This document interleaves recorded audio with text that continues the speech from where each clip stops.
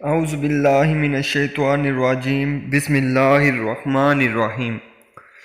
ایک کسان کے کھیت میں کسی امیر کے گھوڑے گھس گئے، جنہوں نے کچھ تو روند کر اور کچھ چر کر کھیت کا ستیہ ناش کر دیا۔ کسان غصے سے بھرا ہوا امیر کے پاس گیا اور کہا کہ آپ کے گھوڑوں نے میرا کھیت تباہ کر دیا ہے۔ امیر نے کہا تمہارے خیال میں کتنا نقصان ہوا ہوگا؟ کسان نے کہا 50 روپے کا۔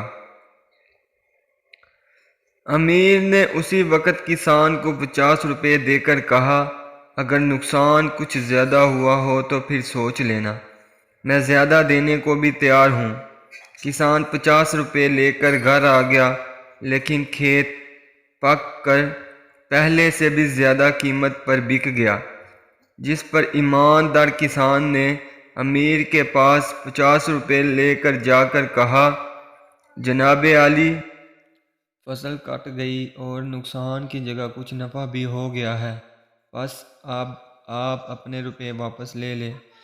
یہ سن کر امیر نے ان 50 روپے کے ساتھ اور 50 روپے لگا کر کسان کو پورے 100 روپے دے دیے اور کہا یہ نقصان کا بدلہ نہیں، تمہاری ایمانداری کا انعام ہے، شوق سے لے جاؤ اور اسی طرح ہمیشہ سچائی پر قائم رہو۔ تو ہمیں سبق حاصل ہوتا ہے کہ سچائی میں برکت ہے، ہمیشہ ہمیں سچ بولنا چاہیے۔